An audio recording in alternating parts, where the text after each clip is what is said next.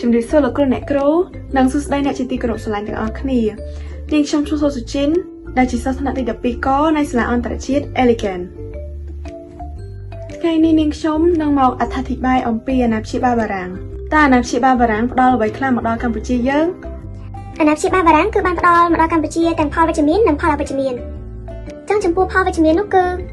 បារាំងបានបង្កើតសាលាចុងបូព៌ាដើម្បីចងក្រងនិងផ្សព្វផ្សាយអរិយធម៌ខ្មែរសិល្បៈចម្លាក់ប្រវត្តិសាស្ត្រខ្មែរព្រមទាំងជួសជុលប្រាសាទបុរាណខ្មែរផងដែរហើយបារាំងបានគិតសង្កត់សៀមឲ្យប្រគល់ខេត្តកោះកុងមលូព្រៃទន្លេរពៅស្ទឹងត្រែងបាត់ដំបងសៀមរាបព្រមទាំងសេរីសុផុនឲ្យខ្មែរយើងវិញនៅឆ្នាំ1908បារាំងបានធ្វើផែនទីដងរែកដែលទទួលស្គាល់ដោយសៀមនិងបារាំងហើយព្រមទាំងកំណែទម្រង់ដែលនាំមកនូវទំនើបកម្មនៅកម្ពុជាយើងដែលមានចំនួន7ទី1គឺវិស័យរដ្ឋបាលបារាំងបានធ្វើកំណែទម្រង់រដ្ឋបាលខ្មែរយើងឲ្យមានប្រសិទ្ធភាពឡើងវិញទី2គឺវិស័យសង្គមបារាំងបានធ្វើកំណែទម្រង់លើប្រព័ន្ធពន្ធដាររដ្ឋបាលពង្រឹងច្បាប់កម្មសិទ្ធិដីធ្លីព្រមទាំងលុបបំបាត់ចោលនូវទេសភាពមានការចុះបញ្ជីដីធ្លីផ្លាស់ប្ដូរប្រពៃណីទំនៀមទម្លាប់បុរាណហើយព្រមទាំងបង្កើតច្បាប់ថ្មីឲ្យសង្គមខ្មែរមានភាពម្ចាស់ការស្ថិរភាពពិសេសម្ចាស់ដីតូចៗដាក់ទោសចំពោះឪពុកម្ដាយណាដែលមិនបញ្ជូនកូនឲ្យទៅរៀននិងបានរៀបចំវចនានុក្រមខ្មែរដែលធ្វើឲ្យភាសាជាតិយើងមានលក្ខណៈប្រាកដនិយមនៅឆ្នាំ1915រីឯទី4វិញគឺវិស័យសេដ្ឋកិច្ចនឹងគឺពឹងផ្អែកទៅលើវិស័យកសិកម្មនិងកសិឧស្សាហកម្មដូចជា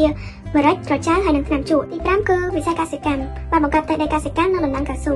ឯទី6គឺវិស័យសុខាភិបាលបានបង្កើតមន្ទីរពេទ្យជាច្រើនកន្លែងនៅឯទី7វិញគឺវិស័យគមនាគមន៍មានការកសាងស្ពានព្រះមុនីវង្សរថភ្លើងពីភ្នំពេញទៅអារ៉ាញ់ផ្លូវថ្នល់ដូចជាផ្លូវជាតិផ្លូវខេត្តនិងផ្លូវលំជនបទជាដើមហើយយើងក៏លេខមកមើលផលអវិជ្ជមានវិញនោះគឺសង្គមខ្មែរយើងបានលេចឡើងនូវសកម្មភាពពាណិជ្ជកម្មជាច្រើនដូចជាការទិញដូរអចលនវត្ថុ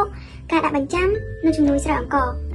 ហើយបារាំងបានជិះជាន់គៀបសង្កត់ប្រមូលពន្ធគ្រប់ប្រភេទដែលធ្វើឲ្យសង្គមខ្មែរយើងគឺកាន់តែក្រីក្រតែពីនេះបារាំងក៏បានកេណ្ឌប្រជាជនខ្មែរយើងឲ្យទៅបម្រើទ័ពនៅក្នុងសង្គ្រាមលោកទាំងពីរជាមួយគ្នានេះដែរខ្មែរក៏បានបាត់បង់ទឹកដីប៉ែកខាងកើតទន្លេមេគង្គដូចជាអត្តពើជាដើមនៅថ្ងៃទី31មករា1939បារាំងបានដាក់បញ្ចូលកោះត្រល់ទៅក្នុងដែនដីកូសាំងស៊ីនហើយបារាំងក៏បានកាត់ទឹកដីកម្ពុជាក្រោមយើងគឺ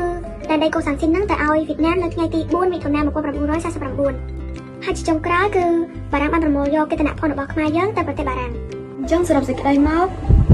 អាណាព្យាបាលបារាំងបានផ្ដល់មកដល់កម្ពុជាយើងនៅផលចំនួន2នោះឯងគឺ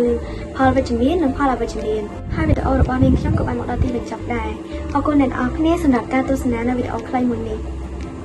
សូមជម្រាបលា